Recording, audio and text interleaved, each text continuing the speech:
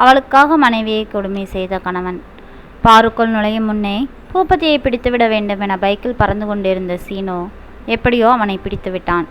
என்ன மச்சான், என்னமோ உலக மகா உத்தம மாதிரி பேசுவ, இன்னைக்கு நீயும் சாராயக்கடையை தேடி வந்திருக்கிறியே என நக்கலாக சிரித்தான் பூபதி. நான் என்னைக்கும் உலக உத்தமந்தான்டா, நான் உன்ன மாதிரி குடிக்க வரல, பின்ன பனமரத்தடியில் உட்காந்து பாதாம் அல்வா சாப்பிட வந்தியா என பெரிதாக சிரித்தவனிடம், இதை பாரு, உன்கிட்ட நான் ஒரு முக்கியமான விஷயத்த பேச வந்திருக்கேன், வா இப்படி என அவனை இழுத்து சென்றான். டேய், என்ன விஷயமா இருந்தாலோ ஒரு பெக் ஏற்றிக்கிட்டு தான் என்னால் கேட்க முடியும். நீ குடிக்கலைன்னா பரவாயில்ல, சும்மாரு, நான் போயிட்டு வந்துடுறேன் என நகர முயன்றவனை வலுக்கட்டாயமாக இழுத்து விட்டு நடந்தான் சீனு. உன்னை இன்னைக்கு நான் குடிக்க விட போகிறதில்ல. டா, சொல்ல வந்தது சொல்லிவிட்டு கிளம்பு, என்னை குடிக்க விடாமல் தடுக்க நீ யார்ரா என எரிச்சலானான் பூபதி. இருவரும் சற்று தூரத்தில் இருந்த டீ கடை பக்கம் வந்தனர்.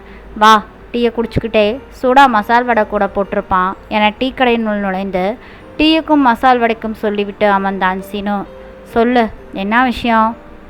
டீ மசால் வடை பரட்டியெல்லாம் தரையே, ஆஃபீஸில் உனக்கு பதவி உயர்வு எதுவும் கிடச்சிருச்சா என்றான். சொல்கிறேன், டீ வரட்டும் என முறைத்தான் சீனு. சுட சுட மசால் வடையும் டீயும் எடுத்து வந்து மேஜையில் வைத்தார்கள். அதான் வந்துடுச்சே டீயும் வடையும், இப்போ சொல்லு என வடையை எடுத்து கடித்தான் பூபதி. இப்படி சம்பாதிக்கிற காசையெல்லாம் நீ குடிச்சிட்டு கிடக்கிறையே, வீட்டுக்குள்ளே விளக்கமாத்தால் அடித்தாலும் சிலருக்கு வராத வைக்கும், ஊருக்குள்ளே உத வாங்கினா தான் வரும். நான் சொல்லி திறந்தல, நீங்களாவது சொல்லுங்கண்ணே, உங்கள் கூட படித்தவர் தானே, உங்களை மாதிரி குடும்பம் நடத்த வேண்டாமா? இப்படியே அவர் பண்ணிக்கிட்டு இருந்தார்னா நான் எங்கானாவது கண்காணாமல் போயிடுவேன்னு உன் மனைவி ஒரே ஒப்பாரி. இந்த பாரு பூபதி, நீ செய்யறது கொஞ்சமும் நல்லா இல்லை. இந்த குடிப்பழகத்தை விட்டுட்டு மரியாதையாக ஊட்டப்பாரு, பிள்ளைங்கள பாரு என கடைசி வாய் டீயை குடித்து விட்டு மிச்சம் மீதி எதுவும் வைக்காமல் கிளாஸை பலத்த சத்தத்துடன் வைத்தான் சீனு. மச்சான், நான் ஏன் குடிக்கிறேன்னு உனக்கு தெரியாதா? அவளை மறக்க முடியலடா, மறக்க முடியலை. மாலினியை என்னால் மறக்கவே முடியலை. மாலினியை மறக்க முடியாதவன் ஏண்டா எவன் வீட்டு பெண்ணுக்கோ தாலியை கட்டி அவ குடியை கெடுக்கிற நீயே? நீ என்ன சொன்னாலும் பரவாயில்ல, நான் குடிப்பேன். என்னால் மாலினியை மறக்க முடியலை. மேஜையில் கவிழ்ந்து ஆளத் துவங்கி விட்டான் பூபதி. குடிக்காமலேயே குடிகாரனை போல கத்தினான். ஒரு சமயம் காலையிலேயே வேலைக்கு போகாமல் குடிச்சிருப்பானோ, இப்போது 2வது ரவுண்டுக்கு எதுவும் வந்திருப்பானோ என பூபதியை டீ கடையிலிருந்து இழுத்து வருவதற்குள் சீனுவுக்கு பெரும்பாடாகிவிட்டது.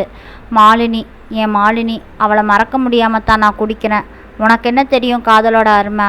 அந்த குட்டச்சியை நீ கட்டிக்கலைனா வெட்டிப்புடுவேன்னு 5ஆம் கிளாஸ் படிக்கும்போதே அருவாளை சீவி வச்ச மாமனுக்கு பயந்து கிடந்த உனக்கு காதலை பற்றி என்னடா தெரியும் என சீனு புலம்ப ஆரம்பித்து விட்டான். அந்த மாரியம்மாளுக்கு தான் காதலை பற்றி என்ன தெரியும்? படிப்பறிவில்லாத கழுத. மாலினி மாதிரி கவிதை எழுத தெரியுமா? எப்படி எழுதுவா என்னை பற்றி? ராசாவே உன்னை நம்பி இந்த ரோசாப்பூ இருக்குதுன்னு திருக்குறள் மாதிரி 2 வரியில் எழுதுவாளே. சீனுவுக்கு சிரிப்பு மாளவில்லை. ஆனாலும் அவனை சாராய கடைக்கு போக விடாமல் தடுக்க முடியவில்லை. கட்டுத்தறியை அவிழ்த்து கொண்டு ஓடும் பூபதியை சீனுவால் பிடிக்க முடியவில்லை. தொலையட்டும், மெல்ல மெல்லத்தான் இவனை திருத்தணும், திருத்திப்படலாம்னு மாரியம்மாளுக்கு சமாதானத்தை சொல்லிக்கலாம் என நடந்தவன் அவன் மனதிலும் மாலினி வந்து நாத்தம் அடைய தொடங்கிவிட்டான். இருக்கூரிலிருந்து சைக்கிள் மிதித்து போய் சீர்காழியில் ஆண்கள் உயர்நிலைப் பள்ளியில் படித்தனர் சீனுவும் பூபதியும். சீர்காழியில் உள்ள எல்லா பள்ளிகளுக்கும் இடையேயான போட்டிகளில் இவர்கள் படித்த பள்ளிக்கு பெண்கள் பள்ளியிலிருந்து கவிதை போட்டியில் கலந்து கொள்ள வந்தவள் தான் மாலினி. கையில் காகிதத்தை எடுத்து கொண்டு கால்கள் நடுங்க குரல் பிசிறி அடிக்க அவள் படித்த கவிதை இன்று ஞாபகமில்லை. ஆனால் சாகும் வரை அந்த கவிதை தனக்கு ஞாபகம் இருக்கும் என மாதட்டி கொள்வான் பூபதி. சூப்பர்டா மச்சான், வருங்கால பெரிய ஔவையாரா வருவாடா என பூரித்து முழக்கமிட்டான். என்னது ஔவையாரா?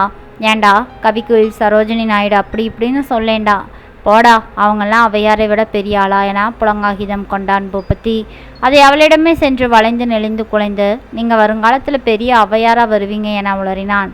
அவளோ வெடித்து சிரித்து வாய்விட்டு சிரித்து விட்டாள்.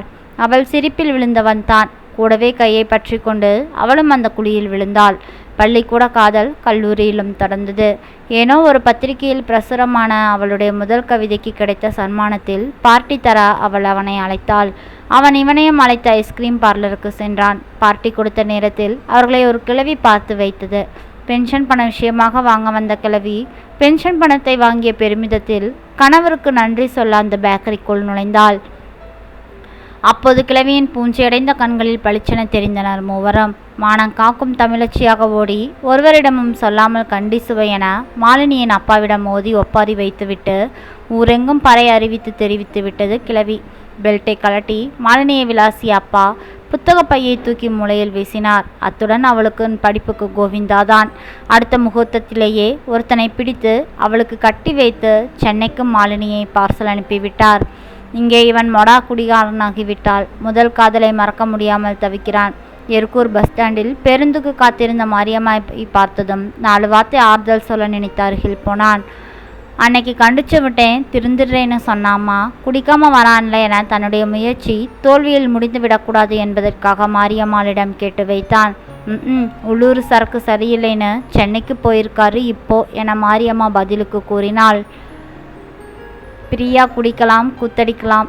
எதுக்கு சென்னை போயிருக்கான்? என்னமோ வேலையாம் போல் இருக்கு. 4 நாள் கழிச்சு தான் வருமாம். வாயை திறந்தா பொய்யும் புனை சுருட்டும் தான். என்னமோ போவட்டும், நான் ஒன்றும் சொல்றதுக்கில்லை என்றாள் மாரியம்மா. 1 வாரம் கழித்து ஞாயிற்றுக்கிழமை அன்று ஆட்டுக்கறி வாங்க பாய் கடைக்கு சென்றபோது அங்கே எனக்கு 1/2 கிலோ கறி போடுப்பா என உத்தரவிட்டு உட்கார்ந்திருந்த பெஞ்சில் உட்கார்ந்திருந்த பூபதியை பார்த்து திகைத்து போனான் சீனு. அவன் கண்களை அவனாலே நம்ப முடியவில்லை. நேரம் பாருக்கு தானே போயிருப்பான். ஆளே மாறிட்டானே. பளிச்சின பேண்ட்டு சட்டை, சுத்தமான ஷேவிங் செய்த முகம், நெத்தியில் மெல்லிய சந்தன கீற்று. ஞாயிற்றுக்கிழமை என்றால் முழு நேரமும் பாரில் கிடக்கும் நம்ம பூபதியா இது? பொறுப்பாக மாறி கறி எடுத்து கொடுத்து சமைத்து குடும்பத்துடன் சாப்பிடவே பாய்க்கடைக்கு வந்திருக்கான் போலவே. ஆச்சரியமாக அவன் அருகே அமர்ந்து தோளை தட்டினான் சீனு. ஆளே மாறி போயிருந்தான். அவனால் நம்பவே முடியவில்லை. சீனு, சொல்லுப்பா பூபதி, நெய்யா இது? என்ன மச்சான், ஆளே மாறிட்டியே என பதிலுக்கு கேட்டான் சீனு. ஞாயிற்றுக்கிழமை ஆனா நீ இருக்கிற இடமும் வேற. இப்போ என்ன அக்கறை பொண்டாட்டி மேலா?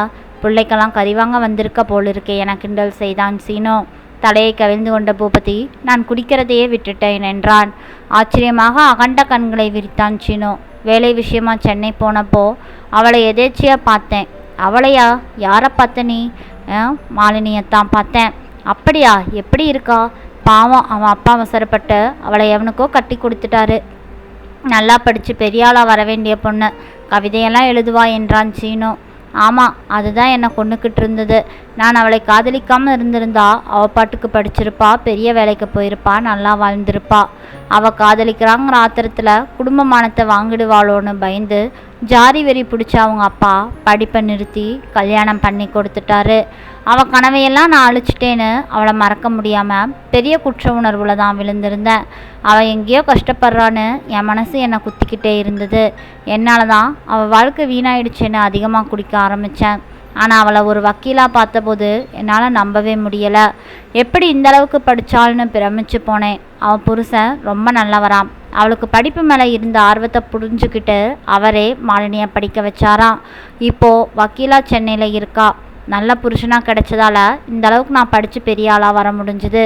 இதே சரியில்லாத புருஷனாக இருந்தால் நான் வயசு கோளாறு காதல் கீதல்னு பண்ணி என் படிப்பை கெடுத்துக்கிட்டதுக்கான தண்டனையை நான் அனுபவிச்சுக்கிட்டு இருந்திருப்பேன்னு அவள் சொன்னப்போ எனக்குள்ளே இருந்த குற்ற உணர்வு போயிடுச்சு. அது மட்டுமில்ல, அது வெறும் வயசு கோளாறுன்னு புரிஞ்சுக்கிட்டு தெளிவாக அவள் வாழ்க்கையில் முன்னேறிக்கிட்டு இருந்திருக்கா.